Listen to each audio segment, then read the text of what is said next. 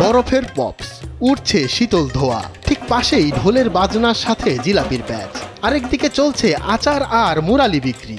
নানা রকম খাবারের ভিড়ে দেখা মিলবে ভাজা পোড়ারও।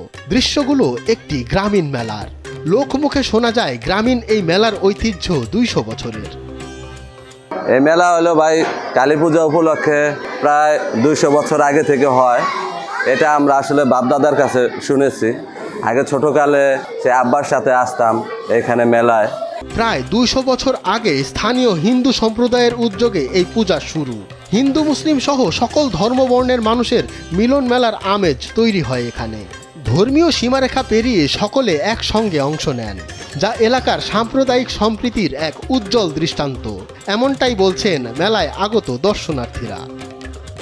হিন্দু মুসলমান এরকম কোনো ভেদাভেদ ছিল না, সবাই একসাথেই এগুলো উদযাপন করত। এবং কি দেখতাম আইসা এই মেলায় আমাদের অনুভূতিগুলা এত সুন্দর লাগতো যে মেলাগুলা দেখলে খুবই ভালো লাগতো, মনগুলা উদ্দেশ্যিত হয়ে যেত। পূজা উপলক্ষে চলে নানা ধর্মীয় আচার অনুষ্ঠান, সাংস্কৃতিক পরিবেশনা ও ঐতিহ্যবাহী হাট বাজার। মেলায় স্থান পায় স্থানীয় হস্তশিল্প, খেলনা, মিষ্টি এবং নানা পণ্যের দোকান। দূর দূরান্ত থেকে ভক্ত ও দর্শনার্থীরা ভিড় জমান মেলায়।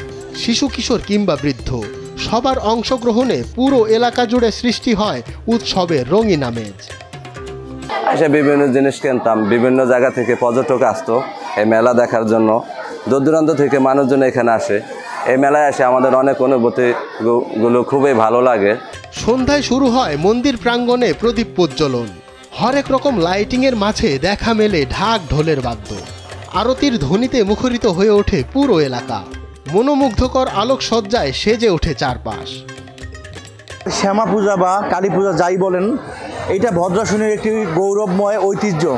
প্রায় 200 বছর আগের থেকে এইখানে আমাদের কালী পূজা হয়। মাদারীপুরের শিবচর উপজেলার ভদ্রাসন ইউনিয়নে প্রায় 2 শতাব্দী ধরে চলছে ঐতিহ্যবাহী কালী পূজা ও মেলা। স্থানীয় ভদ্রাসন সার্বজনীন কেন্দ্রীয় মন্দিরে প্রতি বছর কার্তিক মাসে এই পূজা ও মেলার আয়োজন করা হয়। এই ভদ্রাসন সর্বজনীয় কেন্দ্রীয় মন্দিরের নেতৃত্বে আমাদের এই পূজাটা পরিচালিত হয়। এই মন্দিরে মেলা বলেন, উৎসব বলেন, সব কিছু এই মন্দিরের কার্যক্রম থেকেই শুরু হচ্ছেন। প্রায় ব্রিটিশ পিরিয়ড থেকে আমরা জানি যে এইখানে পাঠা বলি হইতো। ইতিহাস আর ঐতিহ্যের কালের সাক্ষী হয়ে আজও চলছে এই মেলা।